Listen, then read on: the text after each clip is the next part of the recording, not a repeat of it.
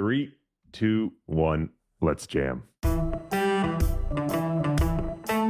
Hello and welcome, everyone. I'm Corey Hofstein, and this is Flirting with Models, the podcast that pulls back the curtain to discover the human factor behind the quantitative strategy.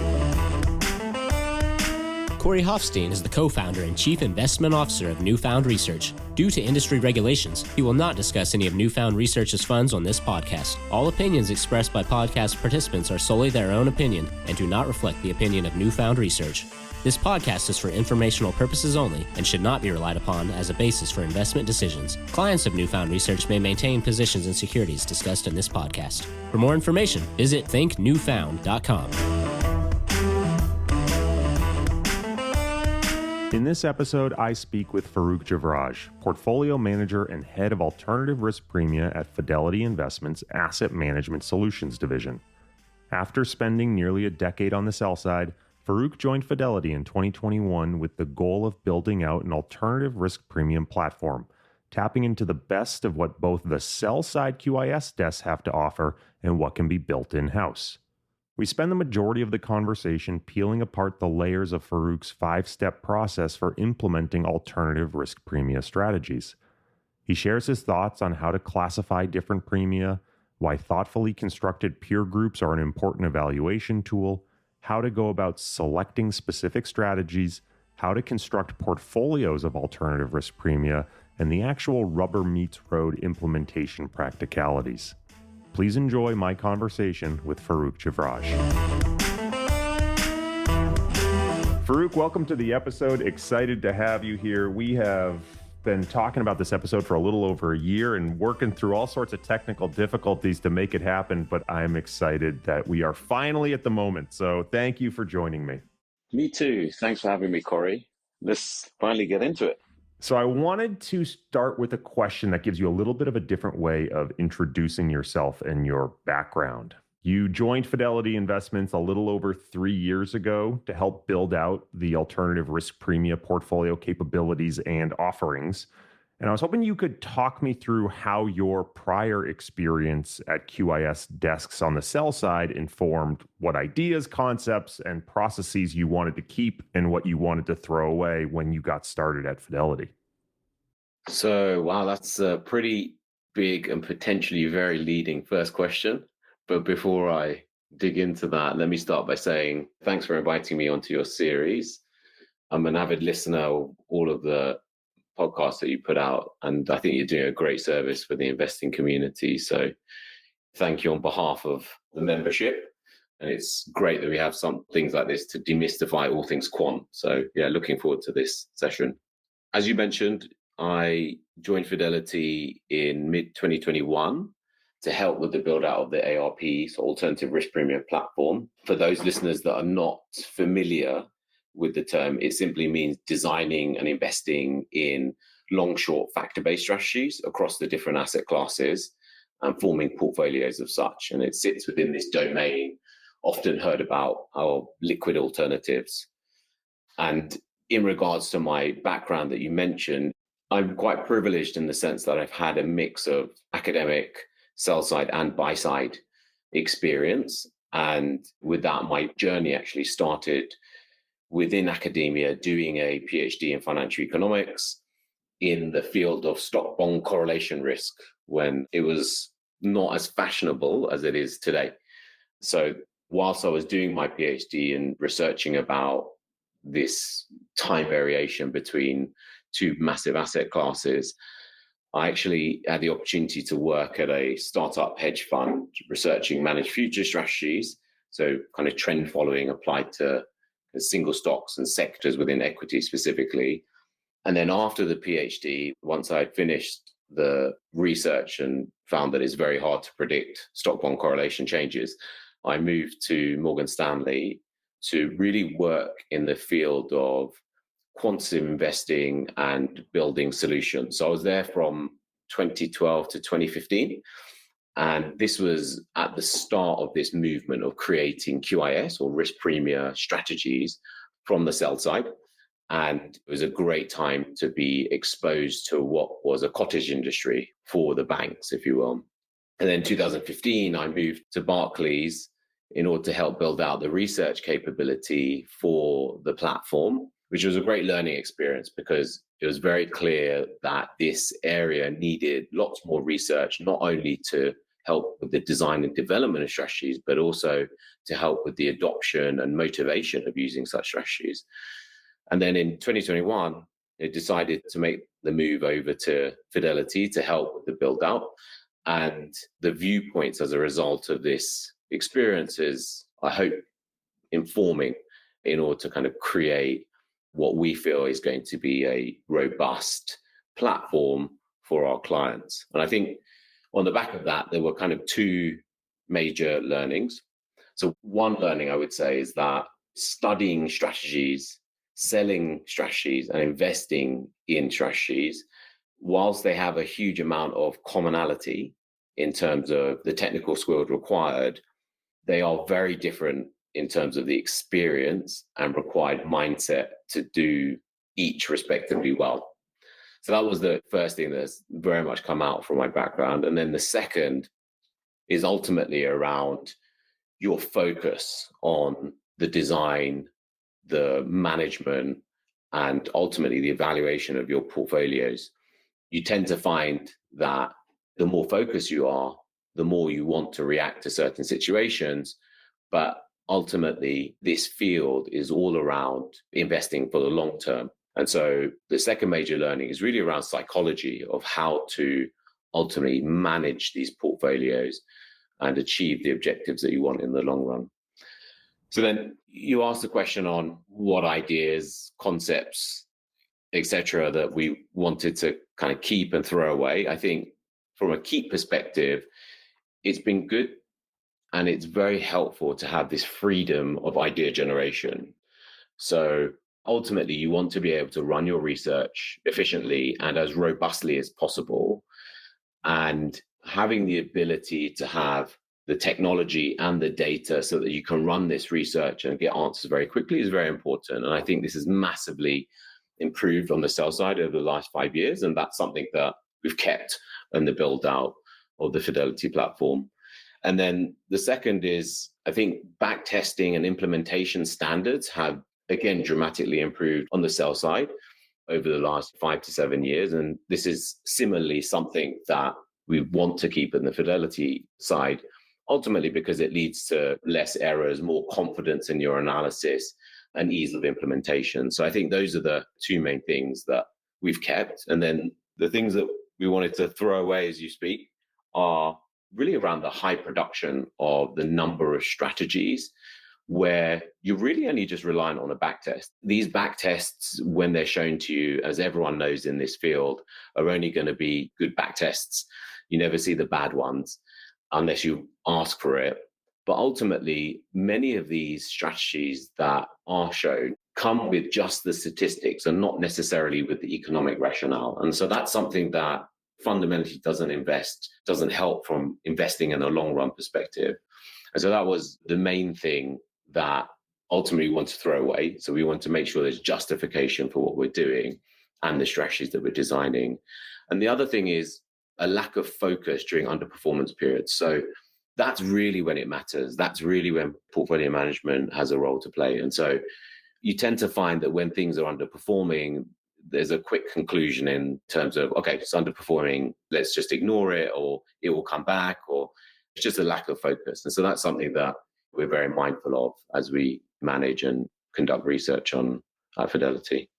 There's a lot to dig into there, from research to selection to portfolio construction and ongoing management. But before we dive in, I want to do a little bit of table setting with just asking, what is the core objective here from the alternative risk premia offering at Fidelity? Who's it available to? What's the end goal of the offering? Alternative risk premia is this kind of source of returns that we feel attractive and durable and provide compensation for bearing some form of risk, whether it be structural or behavioral. And ultimately, it's the use of quantitative rules-based investment strategies to reap these premiums. So the objective of the risk premia platform is effectively to be able to identify these factors that have a particular profile, so a risk and return attribute, that we can then combine into a portfolio to solve a particular investment objective and ultimately manage it to achieve those objectives in the long run. And with ARP strategies, they offer a whole host of features and benefits that investors should be very mindful of, in the sense that they are systematically implemented. So there is a rules behind it, removing any manager emotional biases that may exist.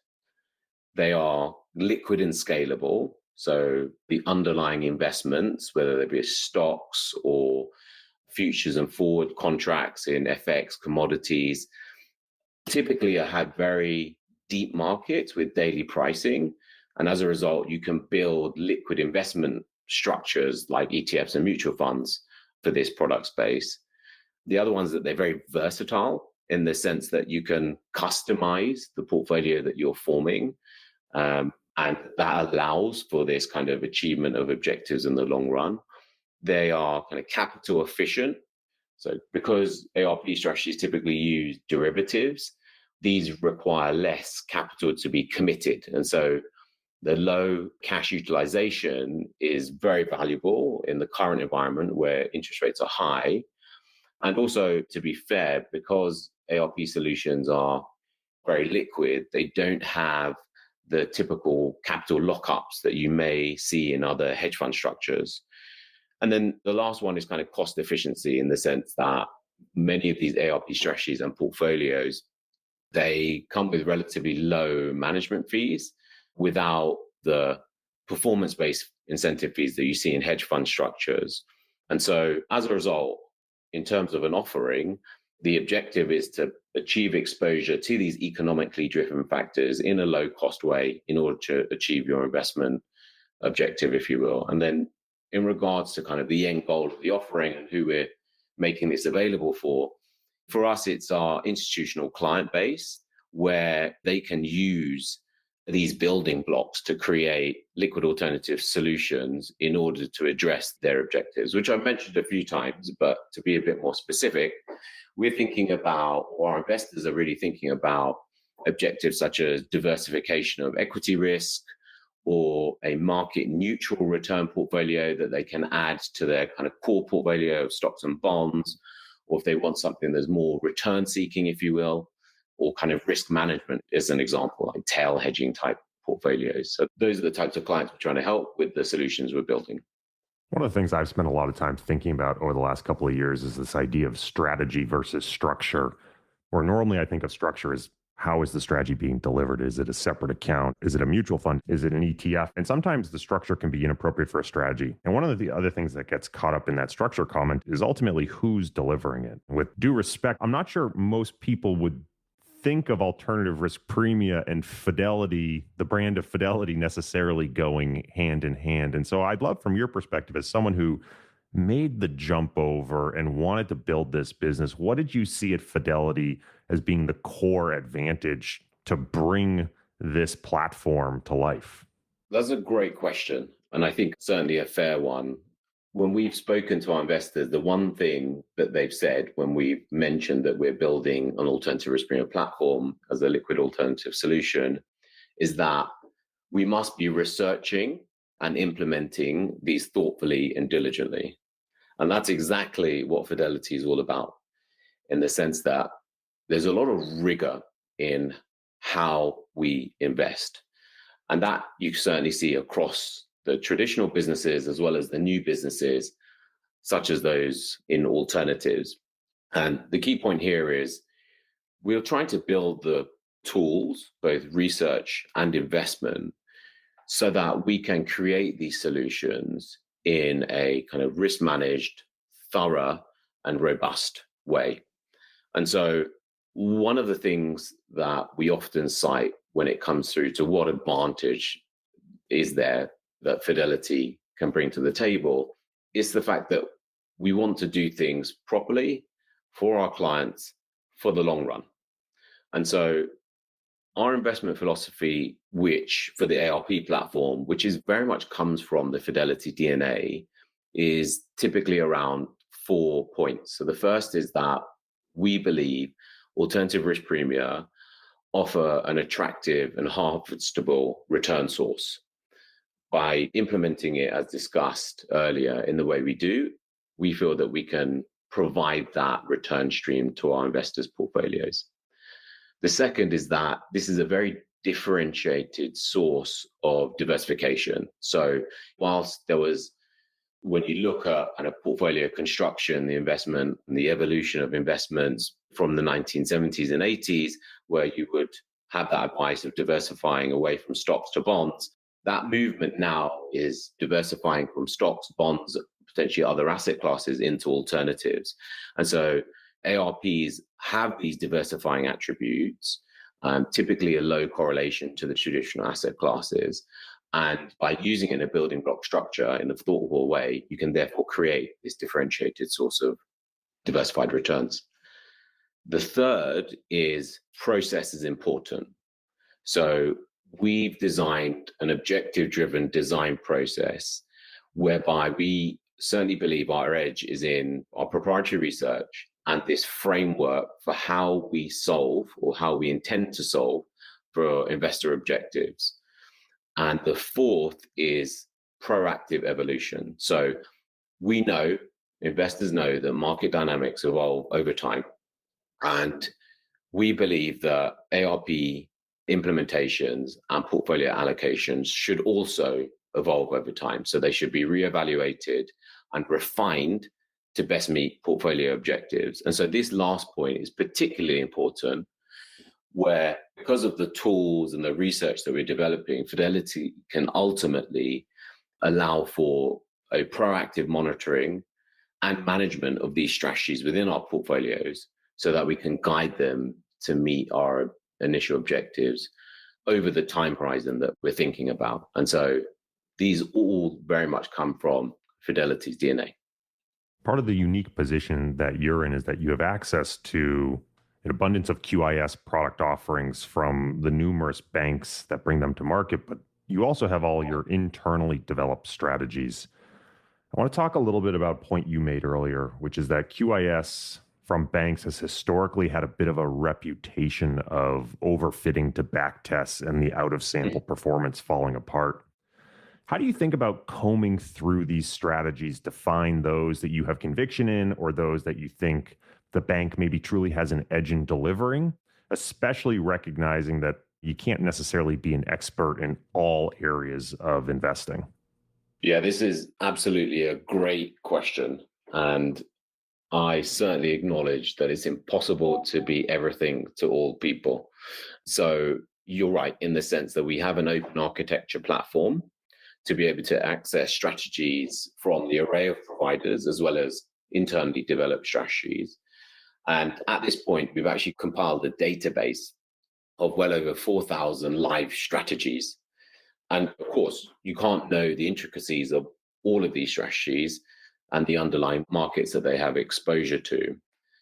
And as a result, the process of compiling this database itself means that you can assess the research, the coverage, the product performance, the innovation from a particular provider by asset class or even by style when you think of, let's say, volatility strategies.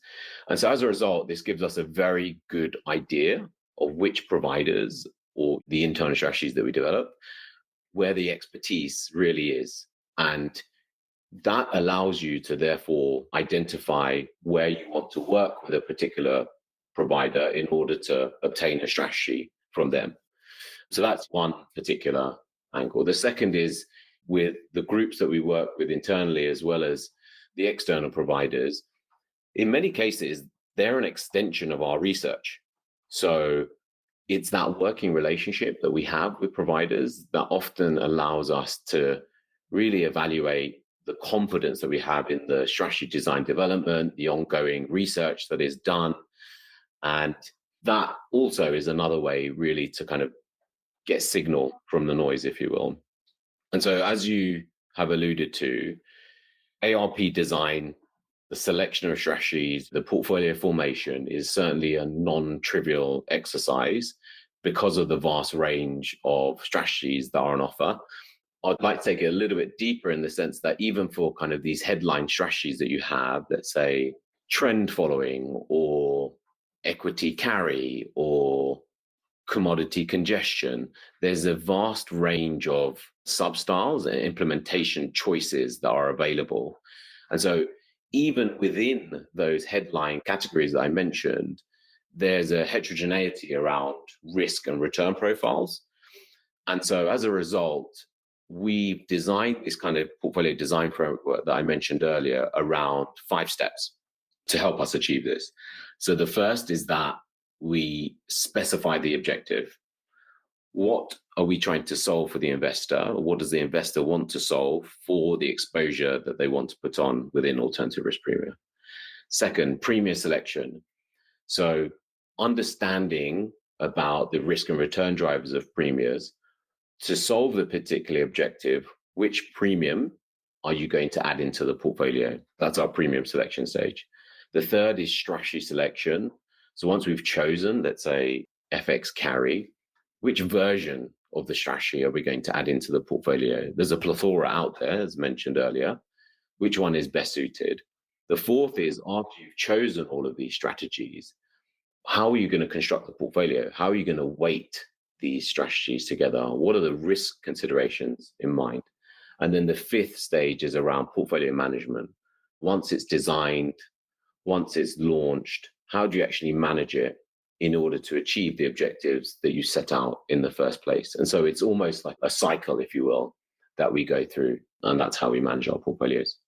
Looking forward to diving into each of those 5 steps and getting your thought process. But before I do, you mentioned something, an idea that I wanted to pull the thread on a little bit, where you mentioned banks serving as an outsourced research team.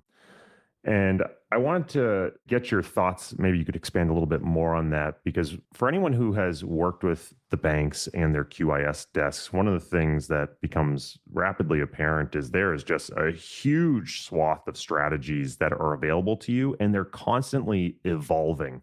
So most recently, for example, I think almost all the banks launched some sort of zero DTE vol harvesting strategy in equities, and then it got rolled to other asset classes.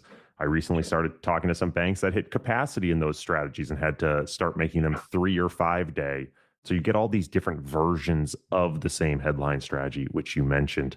And so I would love your thoughts just as you think about working with these banks, as they're bringing you ideas, you're bringing them ideas. How does that relationship work? Ultimately, this space of quantum investing is an ever-evolving space, not only because of the macro environment, so things working in a certain state of the world, be it risk on, risk off, high interest rates versus low interest rates, inflationary states, etc., but it's also because of the tools that are being deployed in order to develop strategies. So whether it be intraday execution in markets or intraday data, whether it be increased liquidity in a particular sector, whether it be the use of AI, which obviously has become very much topical over the last 12 months. And so for all of these reasons, there is always a desire to innovate and see if there's a different way to extract the premia. And if there are any new premia. I think one thing that's often not acknowledged widely enough is that financial economics is a social science. It's not an exact one. The science behind why a plane flies is pretty exact. That's not the case for financial markets. And so the possibility of premia changing through time, as well as new premia, is certainly there, as long as it's well researched and fundamentally justified. And that's the role that academics in this space very much play. And when it comes through to working with banks and also our internal groups in terms of the research, a lot of it revolves around justification of why the research was run, how it was implemented, what were the things that went wrong, i.e. led to a bad backtest. And the fourth is ultimately around the parameters that are being used for the backtest. Given the broad array of strategies that you have available to you, both at the Premia level and then at the implementation level, do you have particular strategies or factors that you are more interested in that tend to serve more as the core building blocks of what you do in other areas that you tend to shy away from? Or are they sort of all given equal love when you're putting the portfolios together? Well, the discussion around which factors are most interesting ultimately revolves around the objectives that you're trying to solve. So there are particular factors that will be more suitable for different objectives, whether it be a defensive portfolio or a market neutral portfolio. So I wouldn't necessarily say they're given equal love, but they're definitely given equal consideration and a fair consideration. The way that we think about it is that there are six main style categories in this space. So there's value, carry, momentum, low beta, liquidity, and volatility. And so we regard these six kind of headline styles as investable both within and across the asset classes. And so you can get strategies that are directional, so they're either long or short, or they're relative, so they're both long and short in this space. And so for us, when we think about interest, the ones that are very well researched, that economically justify, we understand the source of the premium. Ultimately, these are the ones that we feel that we can rely on with higher probability, is what I would say. So things like the value risk premia or carry or time series momentum, so trend, low beta, and some of the volatility carry strategies where you're harvesting the difference between implied and realized volatility. These are the ones that are familiar and ultimately can serve as a fundamental building blocks in your portfolio. The ones that are our least favorite are those that are more esoteric and highly optimized, I would say. They typically are the ones that you could use in a tactical asset allocation program as opposed to a strategic asset allocation program. And so currently we're very much viewing liquidity strategies with, I would say, a healthy dose of skepticism. And so you've seen, as you mentioned earlier, there's this proliferation of zero DTE strategies, but there are also many other intraday strategies that have been developed and are currently on offer. And so, as an example, there's the FX liquidity kind of end of the month effect, which was historically very popular and is based upon some old dated research, but it hasn't been as useful recently. And then there are kind of equity intraday momentum strategies. And so for myself, the motivation for many of these liquidity strategies is really based on a certain set of market dynamics occurring more often than not.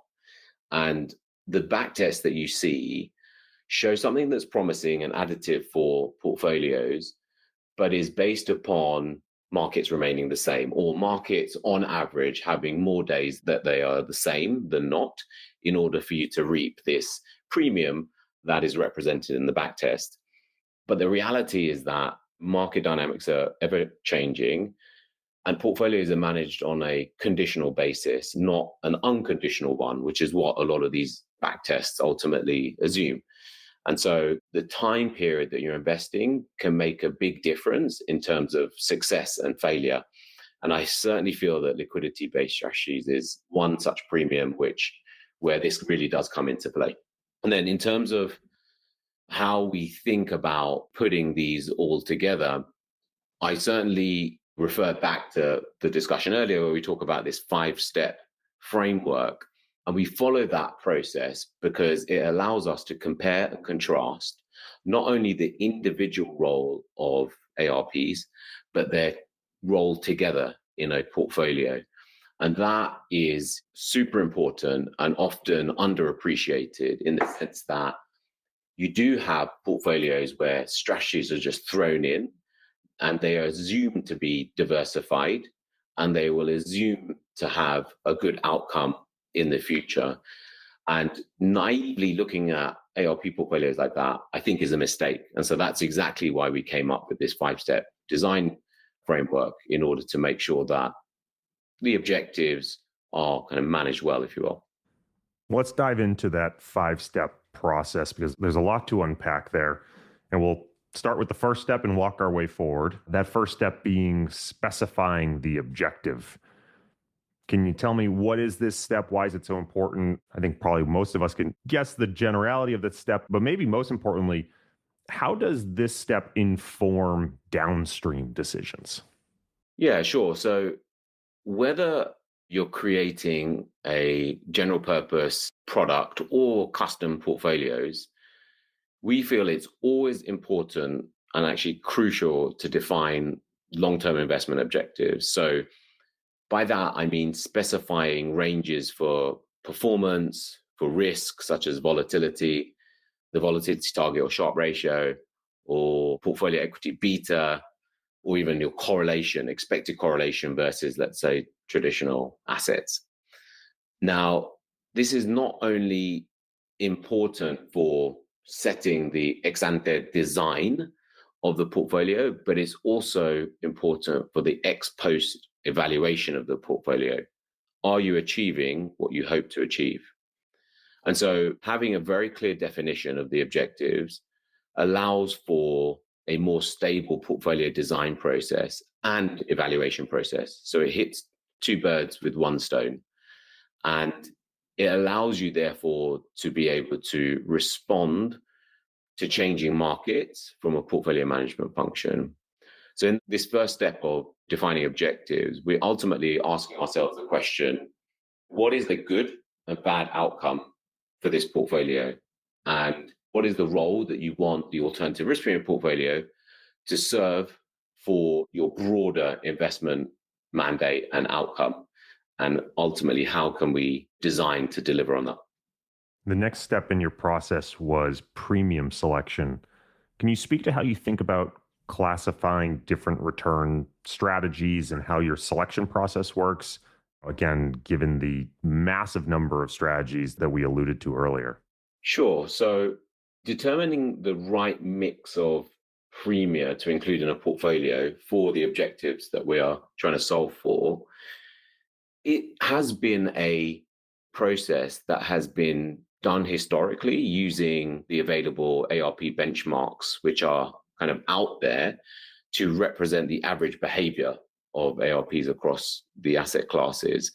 But what we found in this space of premium selection is that these benchmarks actually act as a challenge and a hindrance because they're abstracting too far away from some of the core effects of the sub-styles that I've touched upon, as well as implementation nuances. And that works against creating robustly designed portfolios with investment objectives in mind.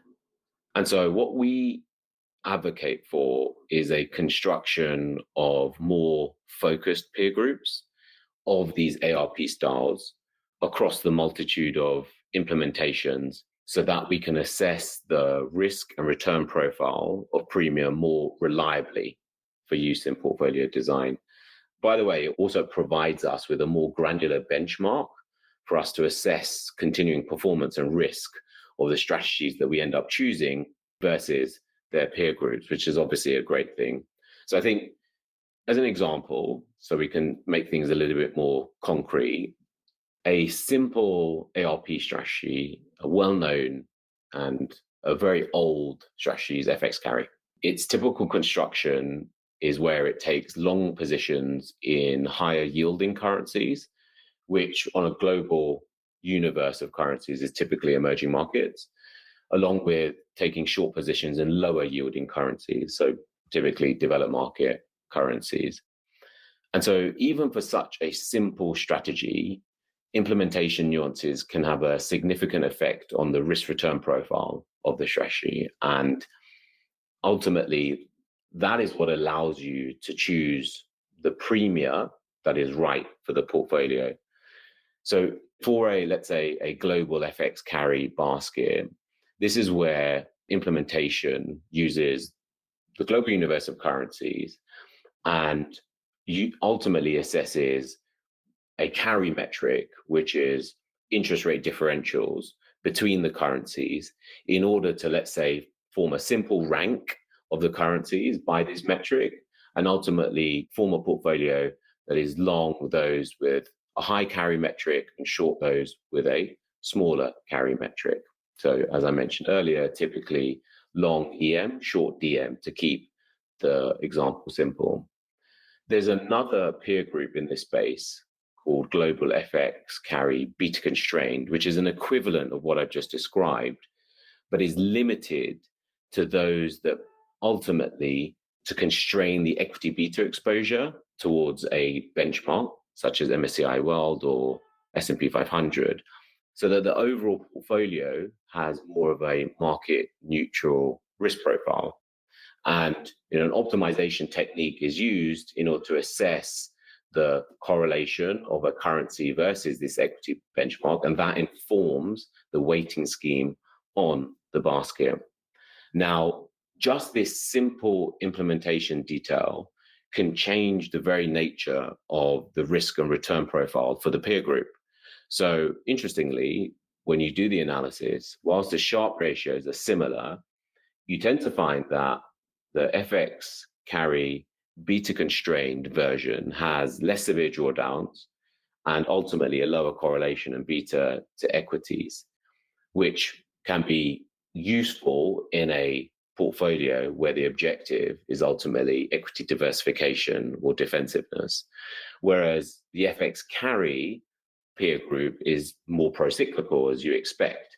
And it drastically underperforms usually in equity drawdowns, but it has stronger performance in equity rallies.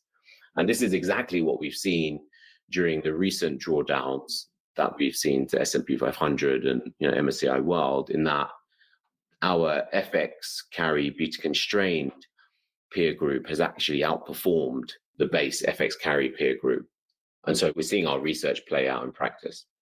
And so that gives you a specific example about why we feel that you ultimately need to become a little bit more granular in terms of the premiums that you form in order to select from. And this is ultimately where the benefit and the robustness of portfolio design and Premia selection specifically comes from. These peer groups sound like critical fundamental building blocks of your process. So I'm curious how you think about the selection of strategies in the construction of these representative families or peer groups. So obviously introducing a poorly constructed peer, whether it's overfit or underfit, is going to impact the statistics of the whole family, which is then going to play through the rest of your process. So how do you think about finding the correct subset of strategies to make sort of a robust peer group category? This is actually a really important point. So I'm glad that you picked up on it. You're very right. So what we've ultimately seen from many attempts to do this, and by the way, there are various platforms out there that are very useful for the industry in terms of trying to create these factor benchmarks and make them available to investors. And we credit their effort in this space. But often what we've found is that these approaches, they use lots of statistical tools in order to form a peer group, that it doesn't really look at the underlying details.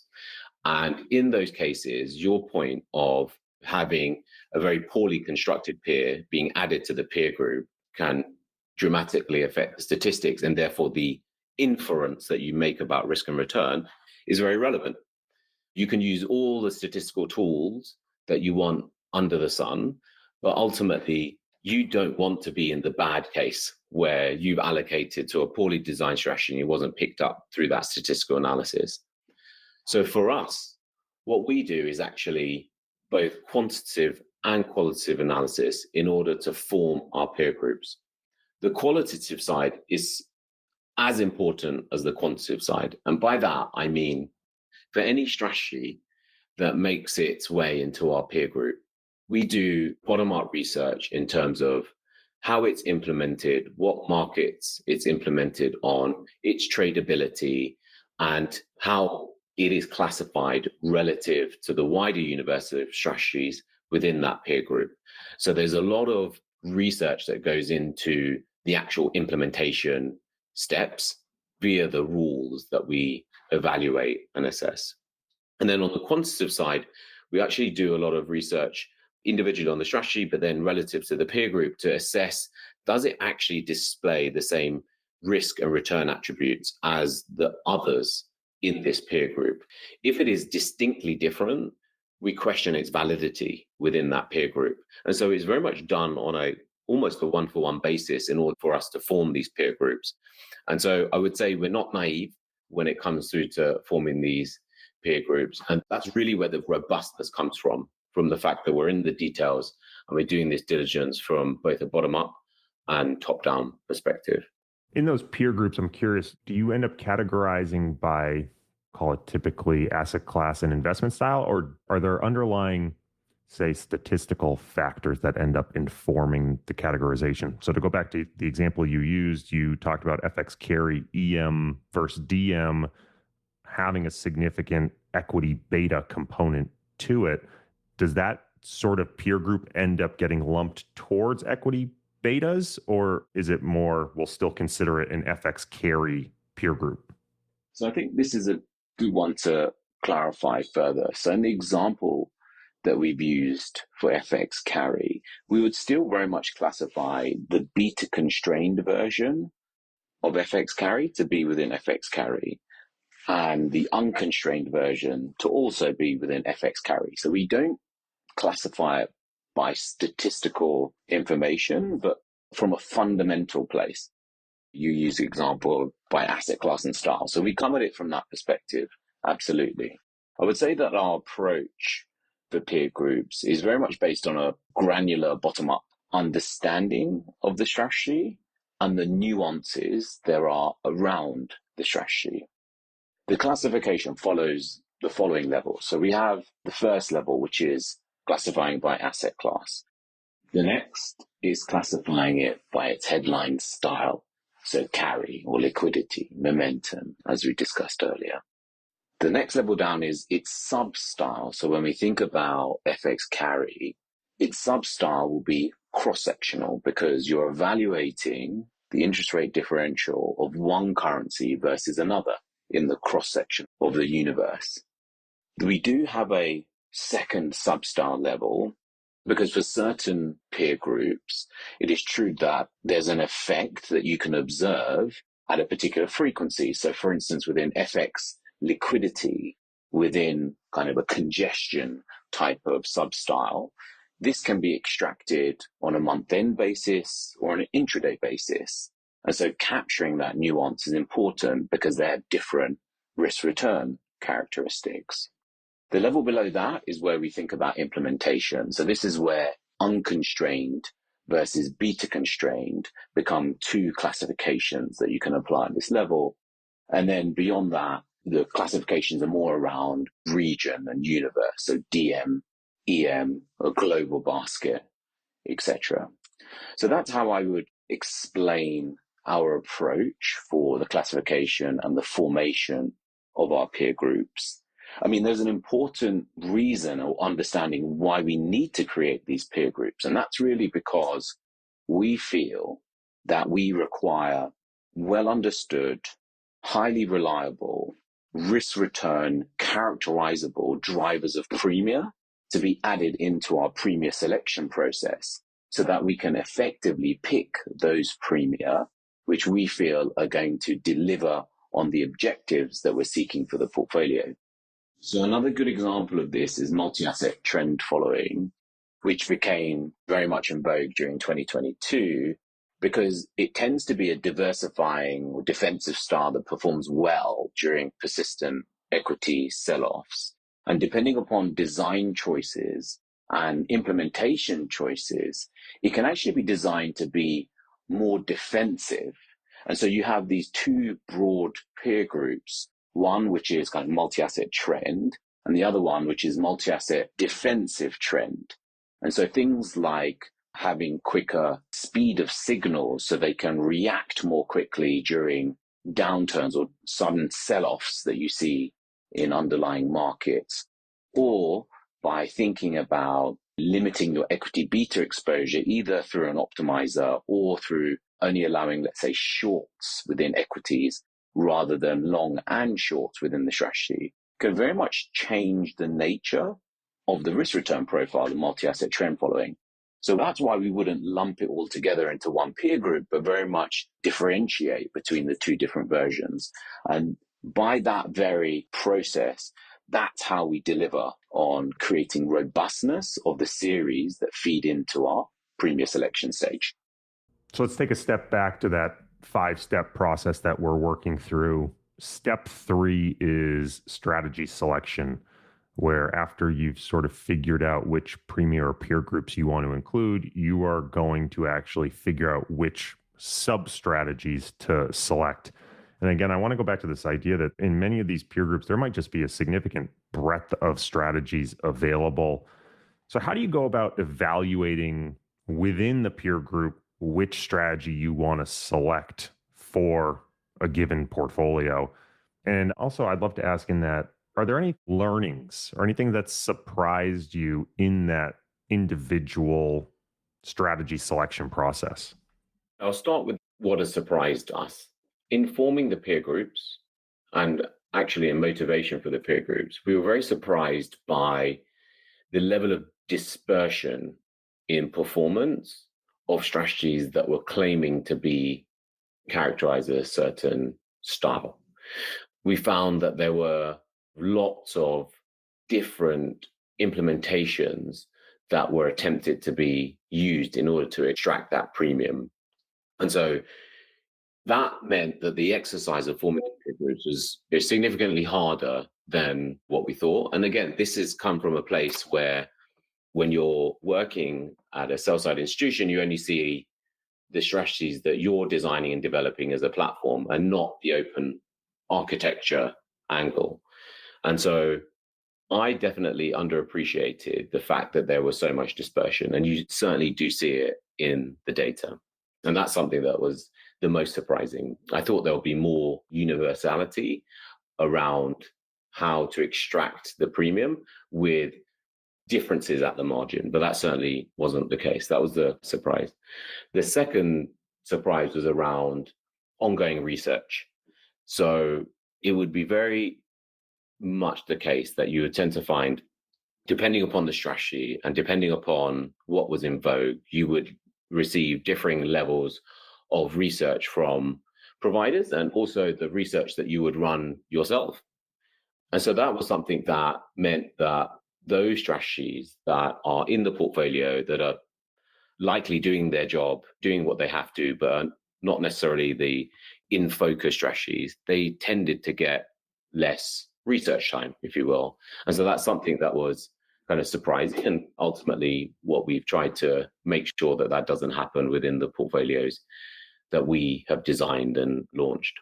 And then going back to your question on how do we decide from the peer group which strategies go into the portfolio, this is actually a pivotal step because ultimately it involves choosing the optimal implementation that we want in the portfolio. And it requires a very thorough analysis of not only kind of the underlying rules and algorithms at work in order to assess the individual strategy, but it also involves, I would say, a very detailed return attribution to understand the drivers of risk and return of the strategy to the overall portfolio. And this is where backtest overfitting and optimization can certainly create ultimately a selection of strategies that look great historically, but may not be right for the current time on a ex-ante basis.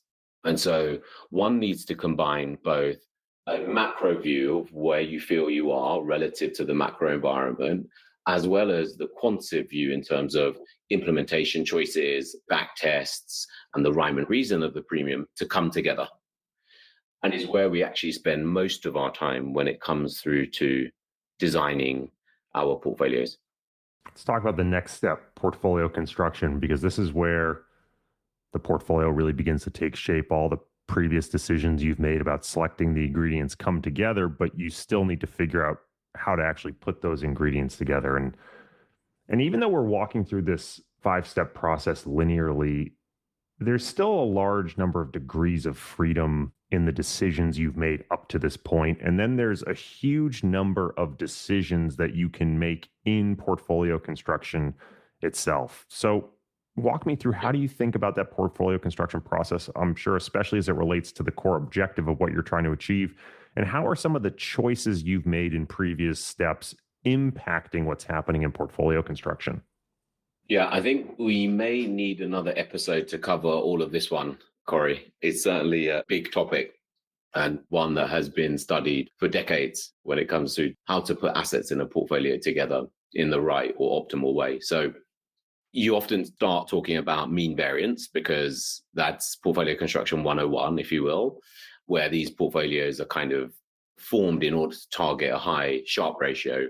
But in practice, the errors from the estimation of expected return specifically and the variability of this can lead to inefficient portfolio allocations, especially across highly dynamic strategies. Whereas if you just focus on the estimation of volatility or variance of returns, this, the changing nature of variance, ultimately the change of them result in a smaller impact on portfolio allocation. So for us, we like to think of a top level portfolio construction, which revolves around using a volatility sensitive weighting scheme, inclusive of any correlation estimates where relevant. And that allows us to, we believe, have a more robust allocation to risk. So with that being said, on the correlation point specifically, we don't necessarily use a simple correlation matrix, and we don't always look at all correlations in the variance covariance matrix, because there are some strategies that are so dynamic that you can't really rely on any correlation assumption between it and anything else. So it's important to take that into account in the portfolio construction process. And the second thing I would say is we like to use risk budgets. So that gives us a view and the ability to manage exposure to strategies that ultimately we feel are additive from a return for the level of risk that you're taking perspective, or if they start to not have a good forward-looking promise for the portfolio, we can therefore control the risk budget that we are willing to take in that particular strategy. So we like risk budgets for that reason, and it also allows us to ultimately tailor for the end objective we're trying to solve for. You can certainly do that in a back test, but the key is using that from an out of sample perspective. Your last step takes us from paper implementation to actual production and considers the ongoing role of portfolio management, which I think a lot of people maybe miss when they think about building these portfolios. How do you think about this step and its importance when allocating to risk premia strategies, specifically things like looking into the underlying positions within the strategies, as well as exposure to the strategies and managing them on an ongoing basis? Yeah, this is a really important but often underappreciated step in the way ARP exposure is obtained and the experience as a result of that. So let me say off the bat that, and I've alluded to it earlier in the session, in that we believe proactive evolution and portfolio management is essential to ensuring that the premiums, the specific strategies, and the portfolio construction are all working well together to achieve the intended objectives. And so for any ARP portfolio, this requires a continuous bottom-up and top-down evaluation of both the performance and risk of the chosen strategies versus peer groups, which is what we've done for ourselves, but even on a standalone basis, because that allows you to address any unexpected events in a timely manner, which we believe will improve the likelihood of a successful outcome for the ARP portfolio.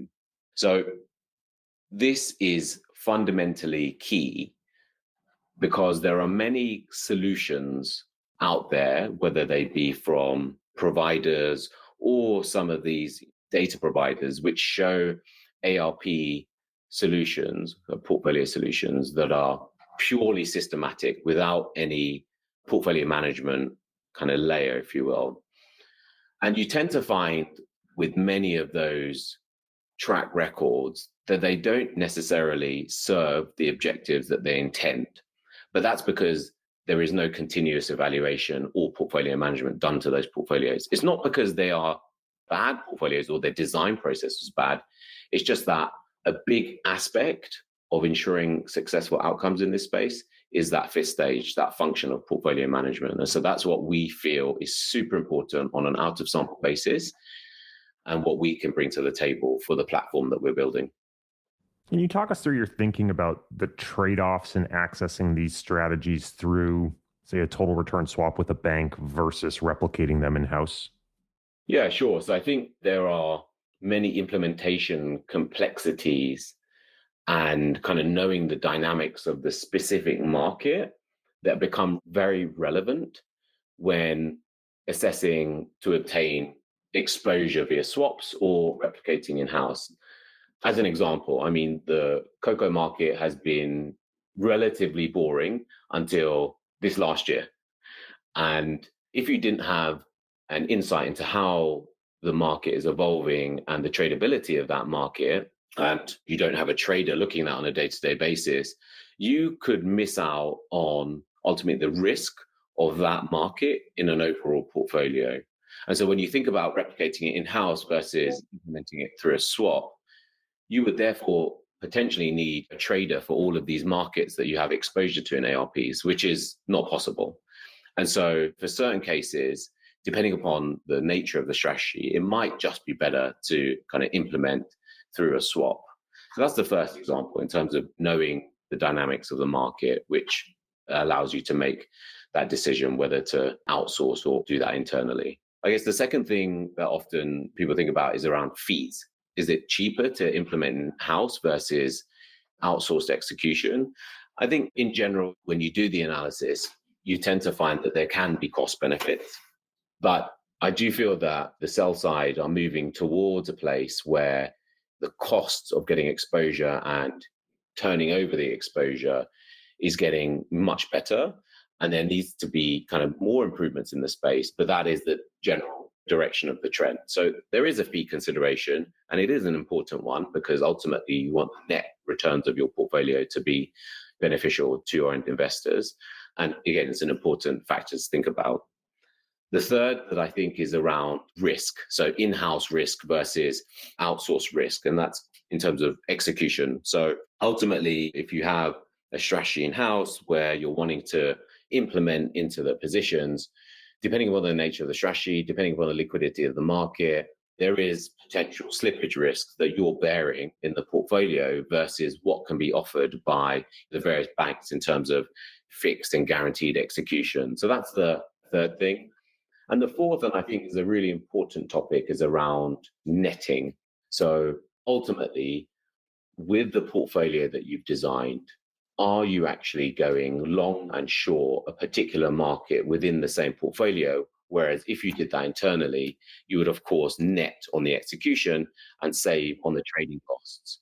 If you've designed a portfolio where that is happening frequently, and therefore you would benefit from the netting, it may be advisable to do it in-house as opposed to implementing through a swap.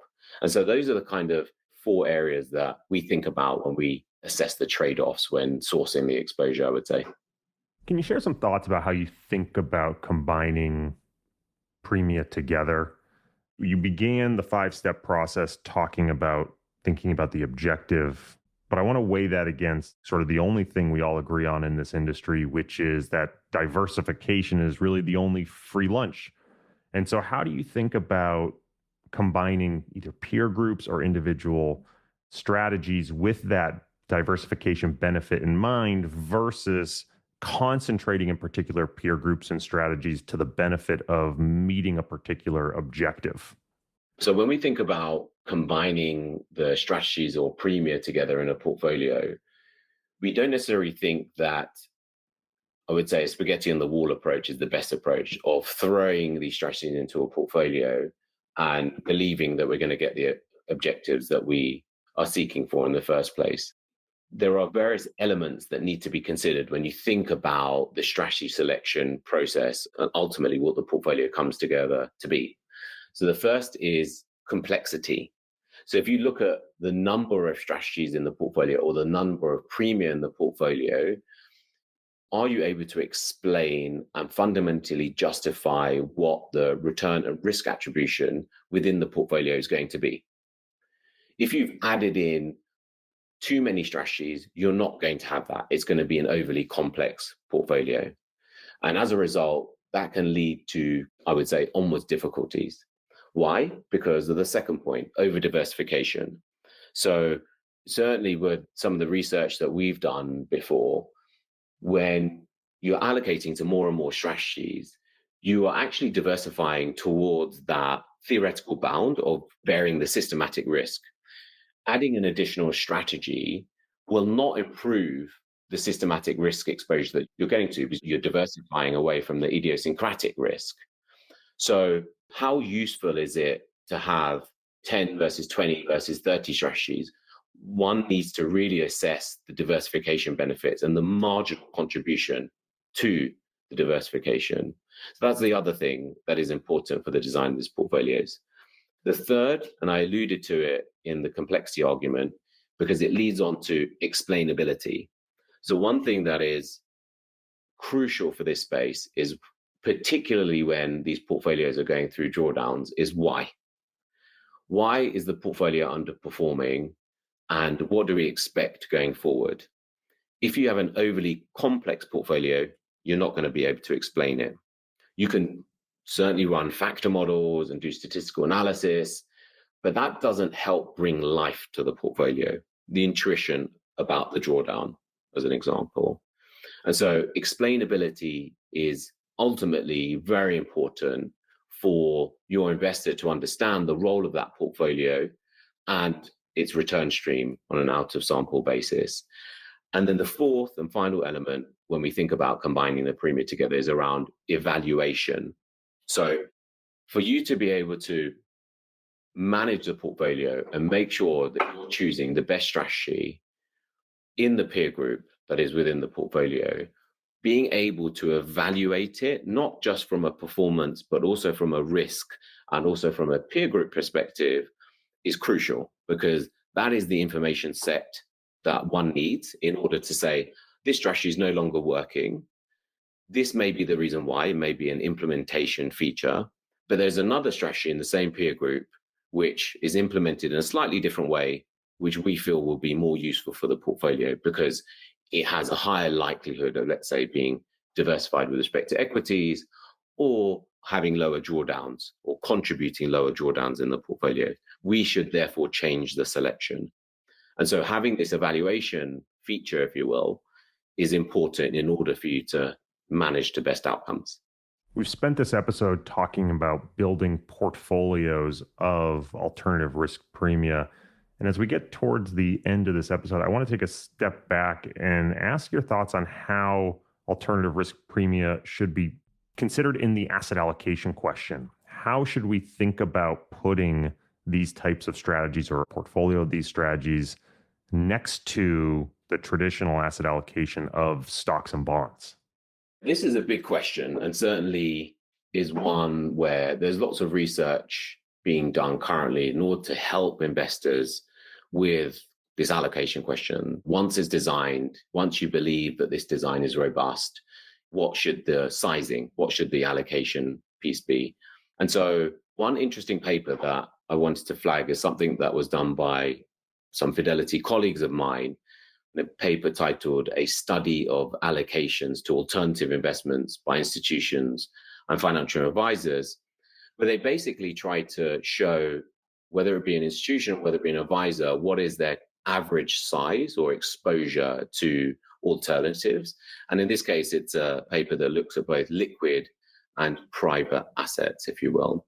And one of the conclusions that they draw from their study is that there is ultimately a case where investors may be under or overexposed to allocate to alternatives relative to the top level objectives that they have.